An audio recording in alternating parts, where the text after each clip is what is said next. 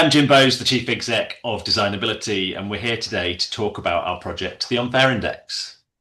Yes. Firstly, nice to meet you, Jim. My name's Hammas Majid. I am from the Real Lived Experience panel on designability, and I'm involved in some of the exciting projects that we are going to be doing together. Yeah, good Um, to see you today. no, no, you too as well. How are you doing today? Anyway, everything good? Yeah, good. Yeah, yeah, Excited to have a chat about this project, and it's really good that it's started happening. Been talking yeah, about yeah, it a long 100%. time, and now it's happening. 100%. Some of the exciting things that we are doing is it's amazing. But I've got a few questions for you, Jim, if you're, happy to give an answer. Yeah, So don't make them too hard. what is this project all about and why was it created now? Um, the Unfair Index is really all about looking at the barriers disabled people face every day in their day-to-day life. So whether that's just trying to do things at home or get to college or get to work or school, what are those things every day that make life harder? And I think for me, where this started was when I arrived at Designability, we had this desire in our strategy to have a new pipeline of innovation projects. And what we'd been like really good at was bringing lived experience, bringing disabled people into specific projects. But we'd never like really gone out and listened in a big way and Yeah. thought about what facets of life right now here in 2025, 2026, next year are the biggest barriers. And so for me, it's all about listening and then looking at what practical solutions could be put in place to make a difference to those barriers. No, I really love that. I'm quite new to designability, probably 2 weeks in, and having that sort of feedback from you guys, especially coming from a wheelchair point of view, is it's just amazing that we can work together and improve life quality as it goes along. Okay, question number two. So, what are we trying to achieve, and how will findings create change? So there's a few things we're trying to achieve. Like, first of all, we want to like really listen to disabled people and find out what is most important to as many people as possible. From that, we're going to create an index of the biggest barriers, and that will give us like jumping off points to have amazing conversations with other charities, possibly with companies. And hopefully, what will fall out of that is projects where we can do like really genuinely tangible things that will make a difference. So, it might be that we find out something about travel or leisure, and we can go, right, let's partner with this other organization over here and let's do an amazing project that sort of changes how something is designed.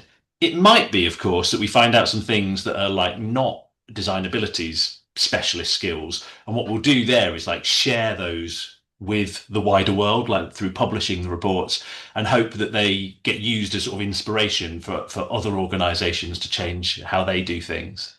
How is this different from Designability's past work?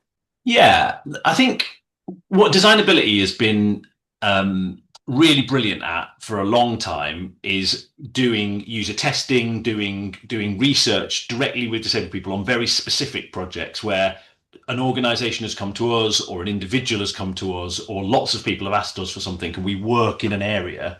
Um, and we do design work and we prototype things and we make things based on a need that we've seen and identified. But what we've never done in the past is go really broad and go, tell us everything about your day-to-day life and what the Yeah. barriers are. And this is like super broad, and it really sort of goes into going looking at what are those biggest barriers, and then fundamentally what is a real I think a big step forward for us is just how much um, folks like you on at Hammas on the lived experience panel are really shaping how we do the work, and we've Yeah. already seen like a fundamental shift in like how the survey that we're going to launch next year is going to be shaped and structured because of the input from the panel. What was the thought behind involving advisors as active shapers rather than just participants? I think, um, I'm a parent to a disabled child, and Yeah. I know how I'll often find myself in conversations with parents of non-disabled children, and you sort of how lived experience, how my experience of bringing my daughter up shapes my experience and my view of the world, shows to me just how much things can be different for different people. And what we really need is to bring the broadest experience of disabled people into the work that we do, because we then do better work ultimately. And it has to not just be about once we're in a project. That's great and really important in its own right. But we want to reshape how we talk about the work we do and how we do the work we do. And that's why the panel has been amazing so far. It's sort of fairly early days, but you can already see that difference. You know, the involvement in shaping the name of this project, in shaping how the survey is done, how that becomes accessible, how different people are included, is already sort of fundamental.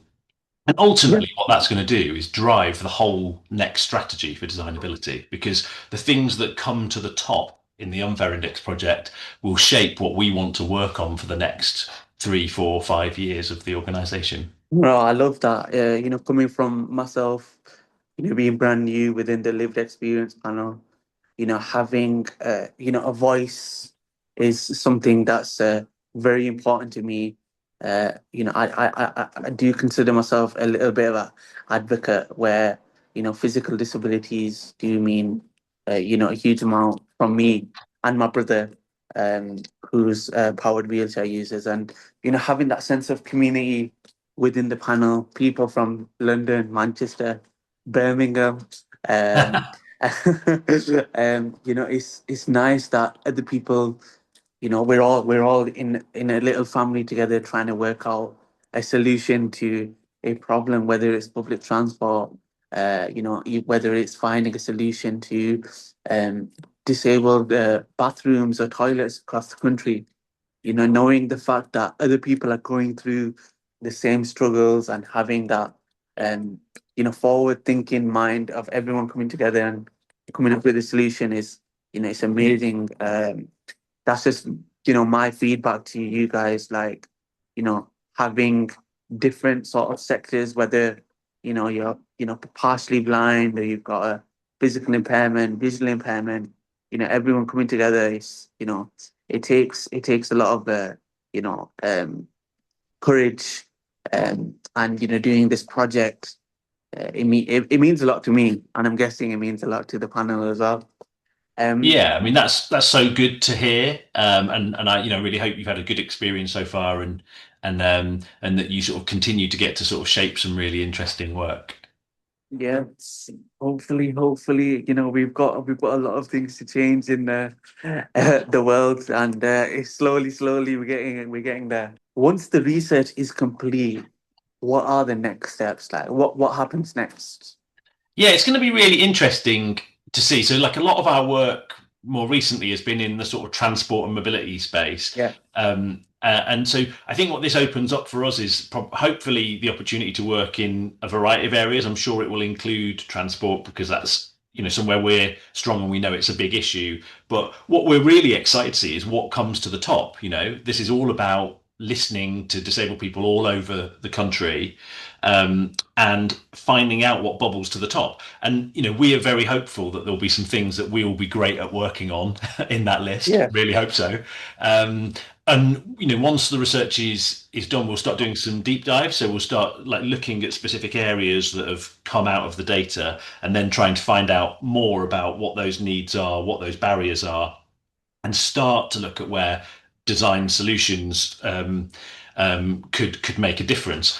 As part of that process, we'll also be looking at how do we fund those initiatives, because we're a Yes. charity, but we hope because of the voices of so many people being in the work, we'll have shown that the need is there, which will make more people interested in collaborating with us or funding us.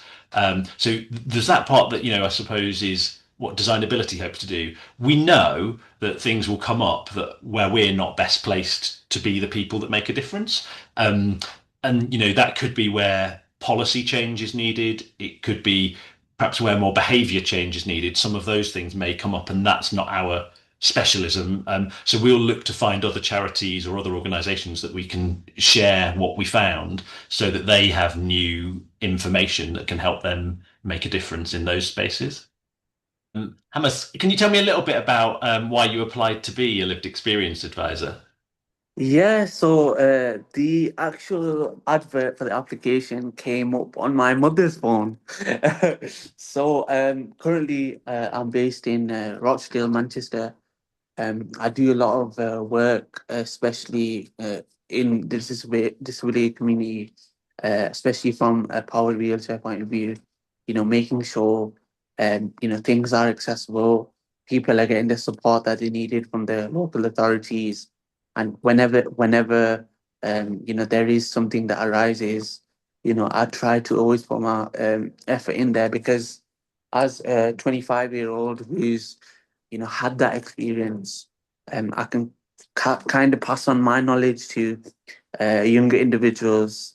So because of the work that I'm doing in the my local area, my mum just said, "Look, there's a good opportunity here for you to widen your knowledge and experience." So I went through the whole application, and I just for me it hit me, like it hits home because my brother's in the same position, um, and I just want to advocate as much as possible to make sure whether it's power wheelchair users, hearing impaired, visual impairment, there's always a solution to a problem, and it's about putting our brains together from different backgrounds all across the UK, and doing some work where we can find a solution. There's issues that I've had, public transport, whether it's this is not right for me, or going to the disabled access to bathrooms and not being able to do the radar key because of my condition. No, little things like that. Put little things into perspective that that there can be a button instead of a key, or there can be step-free access platforms on every single station, and it's just about you know pushing that forward and gaining experiences, lived experiences from other individuals. So that's why I joined. I think my experience, I've only been in 2 sessions and probably been in Designability for 3 weeks now. But just the team, the spirit, the knowing that fact that what, no question is the wrong, and no question is wrong. Always having that positive spirit of what, there is a different way, there is a way around this, and gives me the confidence to go about my life and bring that positivity in my personal life. Seeing the other people in the panel, especially from their challenges, from where the backgrounds that they come from, it gives me that sense of comfortability that what, I'm not the only one that's going through this. There's other people going through this as well. So there's that sense of I get family orientated panel where everyone's just looking out for each other. So Yeah, that's nice. Yeah, and I'm sure you'll, as a panel, inspire lots of people as well, yeah, and get people excited about the differences that can be made. 100%. Jim, firstly, I just want to say thank you very much for giving your feedback on things, especially coming from a point of view of designability, the organization, the goals, and the things that we are looking forward to doing together. I think it's been a great opportunity for me as an individual, getting involved from the work that we're doing, meeting new people. So thank you very much, and hopefully we can you know get busy and start doing this project so we can see the results. Amazing, and I'm very impressed with how slick you are as a presenter. So there's, I'm sure we'll find other ways to benefit from that as the project goes on. Thank you. Thank you.